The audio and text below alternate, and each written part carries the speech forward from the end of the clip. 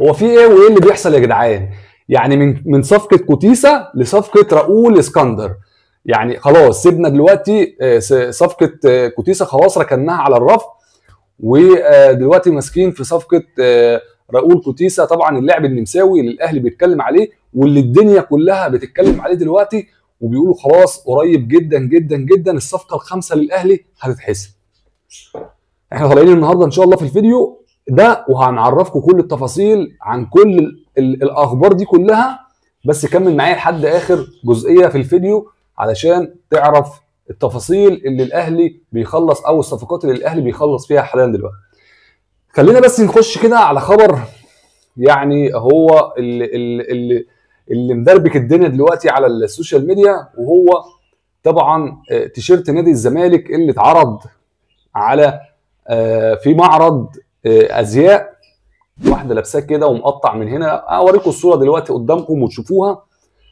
والزمالك وصل بيه للدرجه اللي هو بيعرض التيشيرت بتاعه في معرض ازياء في حريم، معرض حريمي.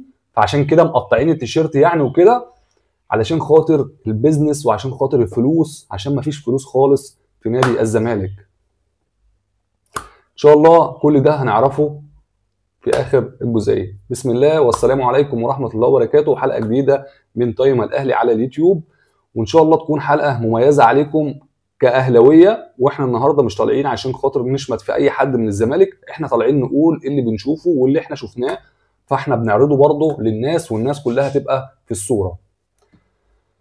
لو لسه ما ضغطتش على اللايك كده اضغط على اللايك واعمل اشتراك وفعل زر الجرس، وكمان ما تنساش تذكر الله وتصلي على النبي عليه افضل الصلاه والسلام. ولو ما عملتش كل ده شرف ليا ان انت قاعد بتتفرج عليا لحد الاخر. وطبعا يعني اخواتنا وحبايبنا اهل غزه ندعي لهم بالتطور وان شاء الله البناء الفتره اللي جايه. وخلاص يعني حاجه مفرحاني جدا جدا ان هم خلاص وقفوا الضرب على اهل غزه. ان شاء الله الفتره اللي جايه تكون كويسه عليهم. طبعا هنبدا بايه بقى؟ هنبدا معاكم ب الصفقه اللي الزمالك دخل فيها وعايزها ببلاش. قبل ما نتكلم بس على صفقات الاهلي، صفقه الزمالك طبعا كابتن او الرئيس الزمالك حسين لبيب بعت لنادي الوقرة، تمام، بان هو عاوز يتعاقد مع اللاعب بتاعهم دالا مجانا وهندفع له فلوس بعد كده. فرد كان قاسي شويه من رئيس نادي الوقرة خليفه بن حسن رئيس نادي الوقرة، بانه قال بيع دالا للزمالك مجانا مرفوض.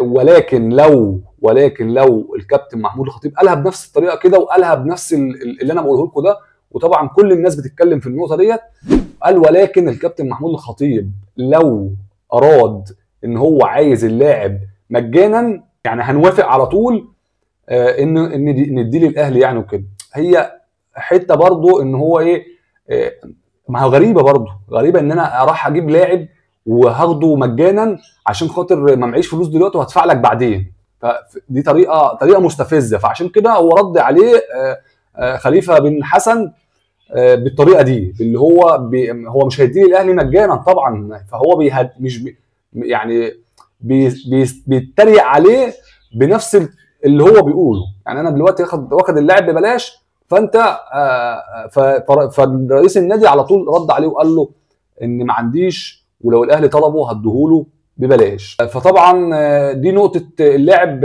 نادي الوقرة. تعالى بقى نخش على التيشيرت بتاع الزمالك. ده فضيحه، اقسم بالله فضيحه لنادي الزمالك. نادي الزمالك ده كبير، نادي الزمالك ده في حته ثانيه مع نادي الاهلي طبعا، ولكن اللي بيتعمل فيه حاليا دلوقتي لا، لحد انتهاء طبعا عقد زيزو ولحد دلوقتي لسه ما اتجددلوش. ففي مشكله، لا في مشكله كبيره جدا في نادي الزمالك. يعني ايه اعرض تيشيرت في عرض ازياء حريمي وتيشيرت نادي الزمالك؟ يعني ايه؟ عشان اجيب فلوس، عشان اعرض التيشيرت والناس كلها تشتريه كحريمي يعني وكده، ويعمل ضجه والزمالك يكسب فلوس عشان يجدد للاستاذ زيزو. ده انا شايفها يعني حاجه غريبه جدا، حاجه مش لطيفه، حاجه يعني رخمه في حته ان انا اعرض نفسي، مش هعرض التيشيرت، لا انا هعرض نفسي عشان اجيب فلوس. فديت لا حاجه مشكله في نادي الزمالك، في مشكله في نادي الزمالك ولازم يراجع نفسه في حاجات كتيره قوي. طبعا مصدر من القاهره 24 زيزو مستاء من مجلس اداره الزمالك بسبب تسريبات محاوله طبعا تسجيل لوالده بالتهديد، والعلاقه بينهم بينه وبين مجلس الاداره خلاص انتهت. طبعا الموقع الرسمي للقاهره 24 هو اللي منزل القرار دوت، وقال طبعا اشعر بغضب من الجماهير نادي الزمالك من اللي بيحصل معاه طبعا في الفترات اللي فاتت والمباريات اللي فاتت بالهجوم على زيزو، ان هو بيجبروه ان هو يجدد بالمبلغ اللي نادي الزمالك عرضه عليه، يعني مش بال100 مليون. وطبعا في مشكله ما بين زيزو، وارد جدا جدا جدا يعني خدوها مني، وارد جدا عشان لو حصل هطلع واقول لكم انا قلت الكلام دوت. زيزو لو عايز ينتقم من نادي الزمالك هيمضي مع نادي الاهلي. هو معلش مش نادي الاهلي مستنيه، ولكن نادي الاهلي زي ما احنا اتكلمنا قبل كده ان الكابتن محمود الخطيب قال لو زيزو حابب يجي نادي الاهلي يطلع يصرح بكده، مش هجيبك يا زيزو نادي الاهلي غير لما والدك او انت تطلع بنفسك وتقول انا مرحب جدا بنادي الاهلي وهلعب في نادي الاهلي، في ساعتها الخطيب يدخلك ويجيبك نادي الاهلي. فديت نقطه او مشاكل زيزو مع اداره الزمالك وجمهور نادي الزمالك. العلاقه ما بقتش كويسه خالص، العلاقه بقت انتهت بنسبه يعني خلينا نقول 50-50. زيزو ممكن يبقى في الاهلي وممكن يمضي للزمالك 50-50، عشان بس الناس ما تاخدش كلامي وتقول ان انا قلت 1 2 3. 50% زيزو يبقى في الاهلي و50% زيزو يبقى في الزمالك، يعني ما بين دي ودي. فتعالى بقى نخش على صفقه راؤول الاسكندر. طبعا فلوتيتش الجنسيه بتاعته من النمسا، نمساوي. النادي الحالي اللي بيلعب فيه اولمبياد طبعا في سلوفانيا. المركز جناح ايمن، العمر 23 سنه. هقول لكم شويه ارقام بس كده للاعب عشان تبقوا في الصوره وعارفين مين اللي جاي الاهلي او مين اللي الاهلي بيتعاقد معاه وتشوفوه. اكتبوا لي في كومنتات اللي اتفرج على فيديوهات راؤول وكوتيسا، قولوا لي ده افضل ولا ده افضل، مين افضل في الصفقتين اللي الاهلي اللي المفروض صفقه كوتيسا خلاص ان اتقفل فيها الصفحه حاليا لحد دلوقتي وداخلين في راؤول ده. فطبعا راؤول عنده 23 سنه، الطول بتاعه 182 سم، طبعا بيلعب برجليه الشمال، والقيمه التسويقيه بتاعته 1,700,000 مليون و700 يورو، وعقده ممتد حتى صيف 28. يعني لو الاهلي دخل فيه لازم الاهلي يتعاقد مع الفريق بتاعه اللي هو اولمبياد ده، مش مع اللاعب. الاهلي لو هيخلص في اللاعب ده عشان لسه عقده لحد 28. تعالى بقى نقول لكم شويه ارقام مميزه للاعب. طبعا هداف الدوري السلوفاني هذا الموسم، والموسم الحالي 25 مباراه، لعب 25 مباراه وسجل 11 هدف وعمل 7 اسيست. الموسم اللي فات لعب 34 مباراه، سجل 9 وعمل 6 اسيست. الموسم اجمالي مسيرته مع الفريق اللي بيلعب فيه حاليا 141 مباراه، سجل فيهم 43 هدف وعمل 22 اسيست. تمام. الاهلي بيراقب فعلا اللاعب ده، الاهلي مهتم جدا بالتعاقد مع اللاعب ده بعد فشل كوتيسا، صفقه كوتيسا. الاهلي كولر بلغ الاداره باللاعب ده، انا عايز اللاعب ده. تعالى بقى نخش في نقطه علي معلول. في حاله ان الاهلي ما عرفش يتعاقد مع اي اجنبي خالص، في الحاله ديت علي معلول خدوها مني، في الحاله دي علي معلول هيبقى موجود في نادي الاهلي ومش هيغادر. في حاله ان الاهلي متعاقد مع اي لاعب تاني، خلاص علي معلول خارج نادي الاهلي. الفتره هتكون الفتره اللي جايه. لحد دلوقتي علي معلول جاهز بدنيا خلاص، هو الراجل اتعالج وكل حاجه، ولكن لسه الاهلي معلقه.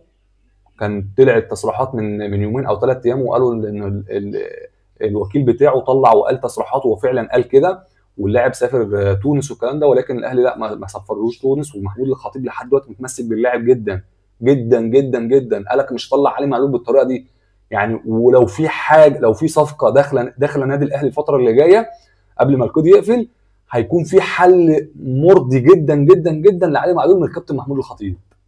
وخدوها مني، الكابتن محمود الخطيب مش هيسيب علي معلول نهائا يعني، مش هيسيبه خالص. لعبنا طبعا مصطفى ابو الخير، طبعا الناشئ بتاع الاهلي، كل الناس برضو اتفرجت وعرفته. طبعا انديه كتير في الدوري المصري طلبت استعاره مصطفى ابو الخير.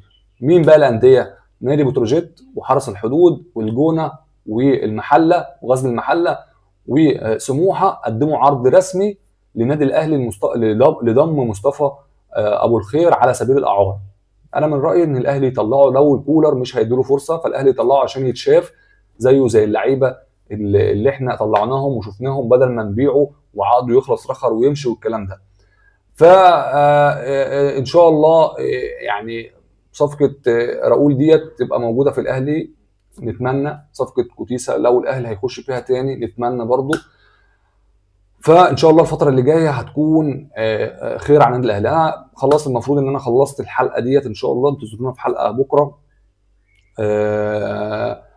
في حلقه جامده ان شاء الله هنجهزها لكم، في حلقه هتكون فيها اخبار كويسه جدا للنادي الاهلي. وان شاء الله لو لسه ما ضغطش على اللايك، اعمل لايك واعمل اشتراك وفعل زر الجرس. وفي النهايه احب اشكركم جدا جدا جدا، واشوفكم في حلقه بكره ان شاء الله. السلام عليكم.